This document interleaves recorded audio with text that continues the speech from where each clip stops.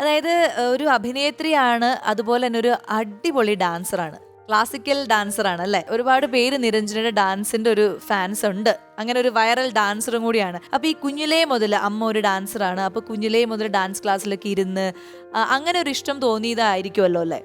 ഞാൻ ഡാൻസ് ചെയ്യുന്ന അങ്ങനെ പ്രതീക്ഷയൊന്നും ഉണ്ടായിരുന്നില്ല.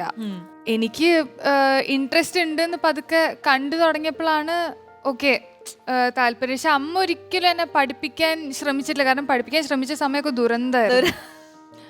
അമ്മയും മകളും വരുമ്പോ ഒരിക്കലും പഠനം കറക്റ്റ് ആവില്ല. അപ്പം അമ്മയുടെ ഗുരുവിന്റെ മകളും ഹസ്ബൻഡിന്റെ അടുത്താണ് ആക്കിയത്.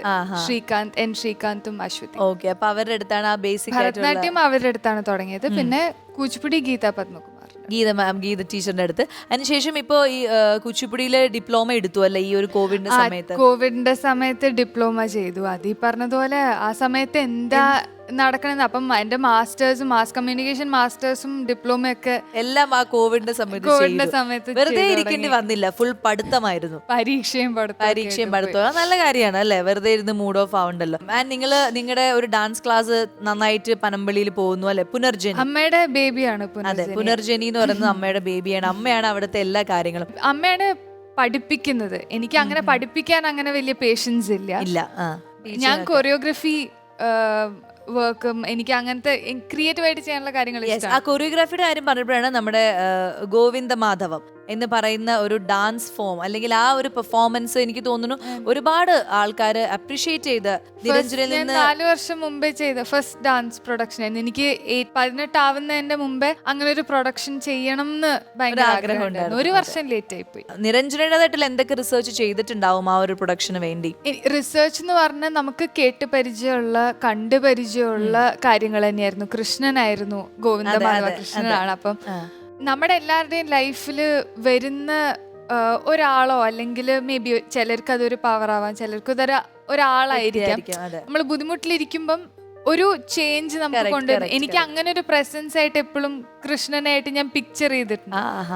അപ്പൊ അങ്ങനെ വളരെ ലൈറ്റ് ആയിട്ടുള്ള നമ്മളുടെ വിഷമഘട്ടത്തിൽ നമ്മളെ ഹെൽപ്പ് ചെയ്യുന്ന ഒരു പവർ അല്ലെങ്കിൽ ഒരു വ്യക്തി പല സ്റ്റേജസില് കൃഷ്ണന്റെ രൂപത്തിൽ കഥകളായിട്ട് നമ്മൾ പല വ്യക്തികളുടെ ലൈഫിലും കൃഷ്ണൻ അങ്ങനെ ഒരു ജേർണി ഉണ്ട്. അപ്പൊ അതിൽ എനിക്കിഷ്ടമുള്ള കുറച്ച് സീക്വൻസസ് ഞാൻ അതിന്റെ മ്യൂസിക് ഒക്കെ കമ്പോസ് ചെയ്തതൊക്കെ അതിന് വോയിസ് ഓവേഴ്സ് അത് വലിയ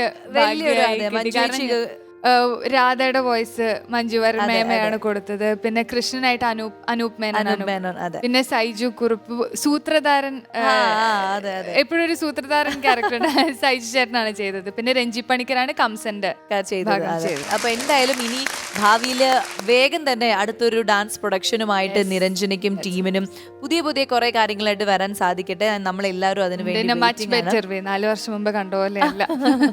അതെ, അതെന്തായാലും അങ്ങനെ ആയിരിക്കും. ഒരു ബെറ്റർ വേർഷൻ എന്തായാലും കിട്ടും. ആൻഡ് അമ്മയ്ക്കും ഞങ്ങളുടെ റെഡ് കാർപ്പറ്റിന്റെ വക ഒരു വലിയ കയ്യടി നൽകുകയാണ്.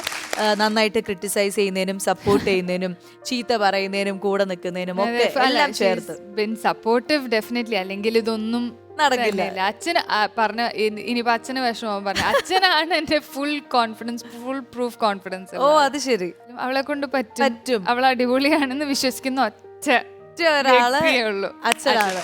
അപ്പൊ എന്നാ അച്ഛനും നമ്മുടെ റെഡ് കാർപ്പറ്റിന്റെ വക ഒരു സല്യൂട്ട് കൊടുക്കുകയാണ്. ഇനി നമുക്കൊരു റാപ്പിഡ് ഫയർ സെക്ഷനിലേക്ക് വേഗം പോവാം.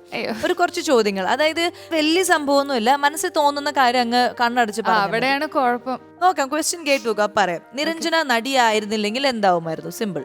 ഞാൻ ഡാൻസ് ഡെഫിനറ്റ്ലി ഉണ്ടാവും, അല്ലാതെ വേറെ പ്രൊഫഷൻ, ഇപ്പം ടീച്ചർ, പ്രൊഫസർ ആവുമായിരിക്കും. നിരഞ്ജനയ്ക്ക് ഏറ്റവും വിശ്വാസമുള്ള 3 പേര് സിനിമ ഇൻഡസ്ട്രിയിൽ ആരായിരിക്കും? സുഹൃത്തുക്കൾ, മെന്റേഴ്സ്, അങ്ങനെ ആരെങ്കിലും ഒക്കെ ഉണ്ടാവുമല്ലോ. ഓഫ് കോഴ്സ് രഞ്ജിമാമ ടോപ്പ്, അതായത് ഇതേപോലെ ഓണസ്റ്റ് ആയിട്ട് പറയാം. കറക്റ്റ്. പിന്നെ ഫ്രണ്ട്സ് വളരെ കുറച്ച് ഫ്രണ്ട്സേ ഉള്ളൂ. രജിഷ ഭയങ്കര ഓണസ്റ്റ് ഫ്രണ്ടാണ്, ഈ പറഞ്ഞതുപോലെ വിശ്വസിക്കാം, ഡെഫിനറ്റ്ലി വിശ്വസിക്കാം. പിന്നെ അപർണ. അപ്പോൾ ഇവര് 3 പേരാണ് നിരഞ്ജനയുടെ ഏറ്റവും വിശ്വാസമുള്ള 3 പേര്. ഇനി ഏറ്റവും ഇഷ്ടപ്പെട്ട സബ്ജക്ട് ഏതായിരുന്നു പഠിച്ചുകൊണ്ടിരിക്കുമ്പോൾ? എനിക്ക് സോഷ്യൽ സ്റ്റഡീസ് ജനറലി ഇഷ്ടമായിരുന്നു. ഹിസ്റ്ററിയും അതൊക്കെ പഠിക്കാനും അതിനൊക്കെ കേൾക്കാനും. Yes, very good. ഇനി ശ്രീവിദ്യ മാം, ശ്രീദേവി മാം, KPS ലളിതാമ്മ, ഇവരുടെ 3 പേരുടെ ബയോപിക് എടുക്കാൻ പോവാണെന്ന് വിചാരിക്കുക. അപ്പൊ നിരഞ്ജനെ വിളിച്ചു, ആരുടെ ആയിരിക്കും ചൂസ് ചെയ്യാം? സ്വപ്നം പോലെ പറയാനാണെങ്കിൽ സ്വാഭാവികമായിട്ടും ശ്രീദേവി മാം. ശ്രീദേവി, അതെ, ശ്രീദേവി മാമിന്റെ ആ ഒരു ബയോപിക്കില് ബിജിലി കി രാതി എന്നൊക്കെ പറഞ്ഞ് നിരഞ്ജന വരുന്നത് അയ്യോ, ആർക്കും താല്പര്യം ഉണ്ടാവില്ല, എനിക്ക് മാത്രമേ കാണാൻ താല്പര്യം ഉണ്ടാവൂ. അടിപൊളിയായിരിക്കും.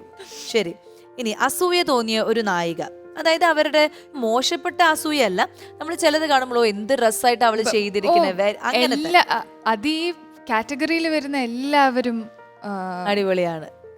അവര് നമ്മളുടെ ഫ്രണ്ട്സ് ആണ്. ഞാനോ പിന്നെ സ്റ്റേറ്റോടല്ലേ മുമ്പിലിരിക്കുന്ന. അതെ, ശരി, ഓക്കെ, സംഭവിച്ചു. ഇനി ക്രഷ് തോന്നിയ ഏതെങ്കിലും നായകൻ, മലയാളം വേണമെന്നില്ല കേട്ടോ, ഹിന്ദി, ഇംഗ്ലീഷ് ഏത് വേണമെങ്കിലും പറയാം. ഷാറുഖ് ഖാനെ മാത്രം പറയരുത്, ഞാൻ സമ്മതിച്ചു തരില്ല, വേറെ ആരും വേണമെങ്കിൽ പറഞ്ഞോളൂ. എനിക്കതന്നെ പറയാനുള്ളൂ. അതന്നെയാണ് പറയാൻ വന്നത്. നമ്മൾ ഇത്ര നന്നായി സംസാരിച്ചിട്ട് എന്റെ ആളെ തന്നെ എന്തിനാണ് എടുക്കുന്ന കുട്ടി? വേറെ എത്രയോ ആൾക്കാരുണ്ട്. സാരില്ല, പുള്ളിക്ക് വലിയ വിഷമമൊന്നും ഉണ്ടാവില്ല.